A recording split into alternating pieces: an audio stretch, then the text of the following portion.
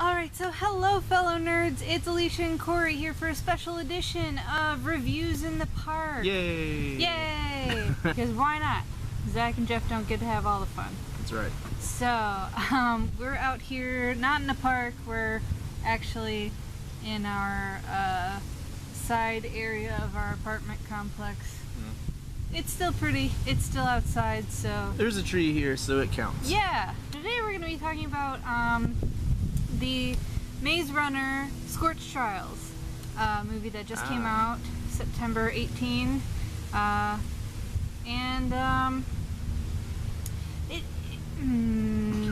It wasn't our favorite movie ever. And we both have some interesting takes on it because I've read the books and Corey is not. So, we both collectively, as a book fan and a non-book fan, thought that it was bad. I mean, it wasn't the worst movie ever, but it was close. Pretty terrible. Let's kind of go point by point what we kind of thought worked and didn't work. Let's talk about plot consistency with the book for first off.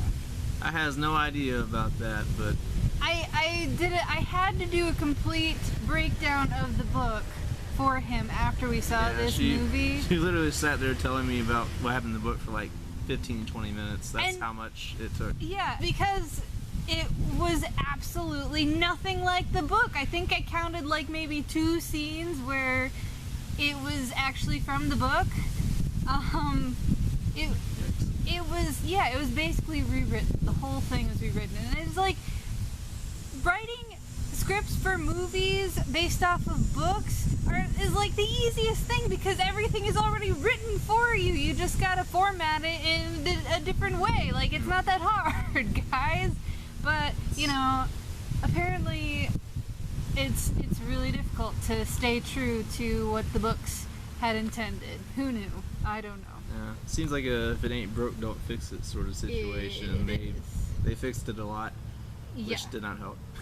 But I had been thinking, like, this year we also had Insurgent and Paper Towns coming out as a couple of YA novel adaptations of movies.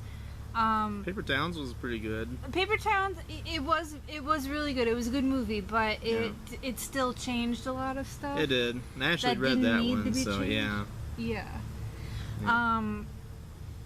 And then Insurgent changed things that should not have been changed, and stuff like that. I don't know as much as the Scorch Trials, as you said, but it Well, changed like key things. That was the thing. It's like, I thought both of those two had unnecessary changes, and then I watched this movie. Apparently the whole movie was like, nope, it's possible. You can do things worse than what I thought you could. So, points, Scorch Trials, for proving what I did not think was possible beforehand. F+. The thing that I really like about the series is that it doesn't really it's not afraid to be unique, you know. It's not afraid to kind of go outside the box. It's not afraid to be gruesome. It's not afraid, you know, to do all that stuff. This movie became just generic apocalypse movie number 15. Yep. You know, it was just these kids being like, they want us for some reason, we're gonna run away and they're gonna shoot at us, and then there's zombies too, which, you know, aren't really zombies in the book. But zombies are popular these days. I said before, like, if you told me that was World War Z, comma, or colon, another one, like, I would have believed it. Like, it's like probably 70-odd% zombie film. Yeah. Really? Like, it's like the kids were at the wicked place at the beginning, and that wasn't even right parts of that. And then, like, most of the rest of the movie is them wandering around the wilderness, like, trying not to get bit by zombies. And not to be too spoilery for the book, but there was an objective in the book for why they were out there and doing what they needed to be doing. There's one in the movie too, but it's not as urgent, it's not as structured. You know, there's like a clear, we have this amount of time to get to this place in the book, which kind of puts on a sense of urgency. This is just kind of like, we're wandering around. Yeah. The movie was like, let's get away from them, and then we'll see what happens. We'll find some people, maybe. Another thing, character development has never been great in these books. They certainly weren't great in the movie. Yeah, they were absolutely 100% not great in the movie.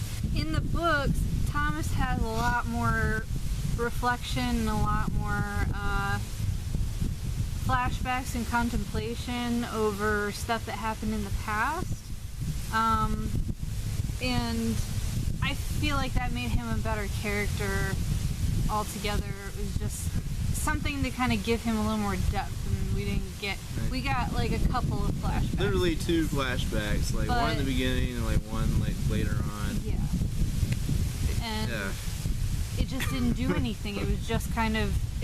Just kind of felt like it was something there to fill time. Yeah, and they just stuck it in there. Yeah. Also, since they did take out a lot of things in from the book that they did, I didn't tell you about this part, but they actually had in the book they had tattoos on them that kind of gave their role in within the group dynamic and everything like that. And so that kind of sets the tone. It kind of set the tone for a lot of what they were trying to do. So let's talk about Teresa. Teresa was basically reduced from, you know, a smart, you know, a cloudy agendaed person in the book, to just kind of this follower and person who's really stupid in the movie. She's just kind of around. Yeah, she doesn't do much until the very end, and then it's just like the worst idea in the whole world. I'm not going to spoil anything, but it's just like they took away basically all her involvement, and the new character Eris, who is also in the book and has way more to do. He's basically pointless in this movie. Yeah. There's nothing that he does. He's useful in like the first 15, 20 minutes. And then he could have easily have been killed off. I'm just saying. Oh yeah, for sure. Because he does nothing else. Yeah, he's pretty much just a blank person like the rest of the time. The one saving grace for the female characters in this movie, though, I think, since there were like 0 characters in the first one, was Brenda. Yeah, that was definitely one of the better. Yeah. In the book, she is more of just like. This is actually a point where I think the movie did it better than the book did. In the book, she was basically just kind of this other female person to kind of distract Thomas from Teresa, basically. Yeah. And they gave her way more to do in this. Yeah. And I was kind of glad, and her whole character wasn't based around like, wow, she's pretty, I'm going to make out with her. It was, you know, she had a lot more to do. They have a little bit of that, but like that wasn't her main point of being there. Yeah, so I like that. And like I liked a lot of the adult characters too. I liked Jorge, who is played by, I forget the actor's name. Gus Fring from Gus Fring. Breaking Bad.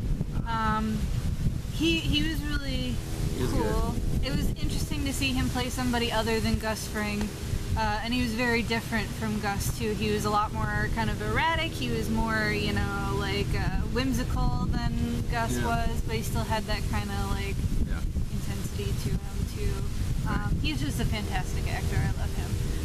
Another thing, this is kind of like a surprise for me when I watched it. Alan Tudyk is in the movie as kind of like the underground nightclub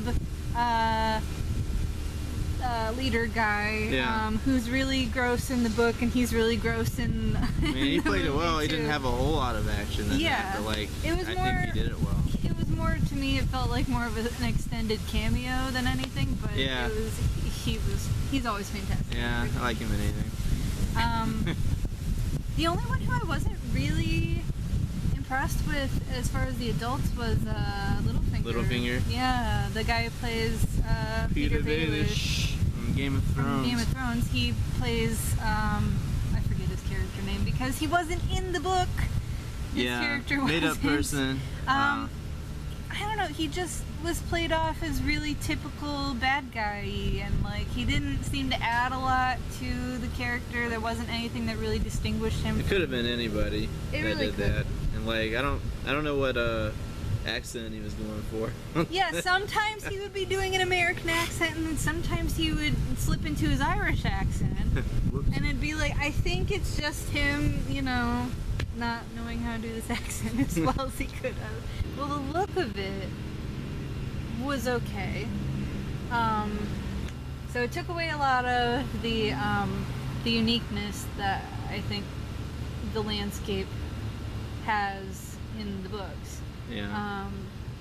Like, especially because in the books it was described, like, it's not just supposed to be a really hot desert place. It's supposed to be, like, unbearable. It's supposed to be, like, extremely bright because the world has been, like, ravaged by solar flares. Right. So, I mean, it's not supposed to just be like, oh, it's sunny all the time. It's supposed to be like... Yeah, I mean, like, they didn't seem like they were struggling too awfully much. I mean, they showed a little bit of, like, oh, we ran out of water right before we found the next place. Or, yeah, but, like, they weren't, like, struggling. Yeah. And then as far as, like, the cranks, the zombies go, it was too much CGI. It really was. Yeah, I mean, it was World War Z. Yeah, I mean, just a little bit. And when we're in this age of Walking Dead taking on very practical effects with zombies and like training all of their individual actors to like do the zombie thing properly, like it just seemed really hokey. Yeah, it didn't seem like they put much work into it. Not only that, but the cranks aren't supposed to be your typical zombies. They're just supposed to be like regular people. They still have language skills and everything like that, but they're just like crazed. Loopy. They're like, rah. Yeah. So they just, yeah. They changed so much. It's like I'm not even touching upon all the things that they changed. Like it's just a bunch of unnecessary changes of that, from what I've understood from hearing how the book goes. Right. So I mean, it's just, doesn't make sense. So it's mostly disheartening because the first movie was pretty great. Yeah. From what I understand, it's pretty on par with what the book is. Pretty much. So like, I don't know how you go from that to this movie. They changed so much where it's like I don't even know how they're gonna make the third movie because it's so different. It's like you might as well just make another movie and then slap make it the name up. on there. Yeah, like don't even read the books apparently. The Hobbit Part 4. Yeah. No.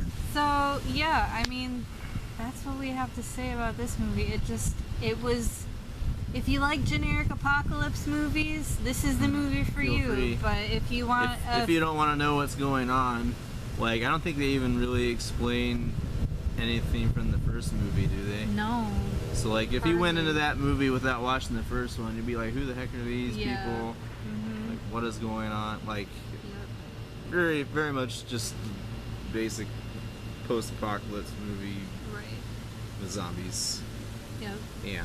So, if you are looking for a faithful adaptation of your favorite novel, I'd avoid it. That's not it. So what do we want to give this as far as a rating, Corey, on a scale of 1 to 10? Maybe like a solid 4. Yeah. That's being kind, I think, but... No. So we're gonna get it a 4 out of 10. Yeah, it just wasn't great, you know? It didn't do anything as far as an adaptation or as a movie, so there you have it. Save your money, don't go see it. And I always feel bad too because I want to support young adult adaptations of movies too, because you know I feel like they get crapped on by a lot of people, and I want them to keep succeeding so that you know people will realize that it's good and it's like on par. with the rest of movies and the rest of literature and everything, but then they do stuff like this. So they can do that. They did it with the last movie. They just, yeah, if it ain't broke, don't fix it, I guess. So there you have it, folks. You can take our words for it. If you have a different opinion or if you agree with us, either way, make a comment down below. Make a comment on our Facebook page at Nerd Park. We're also on Twitter at Nerd Park Podcast. We're also on Tumblr at Nerd Park Podcast. We have a WordPress now, a blog. Yeah. We just put up a review of Destiny: The Taken King. So if you want to get your game on, take a peek at that. It's at nerdparkpodcast.wordpress.com. All of these will be down below. And stay tuned for more of our reviews like this. Hopefully I'll be putting out a new book review soon. So don't miss it. There's a ton of stuff going on at Nerd Park. So just remember, stay nerdy.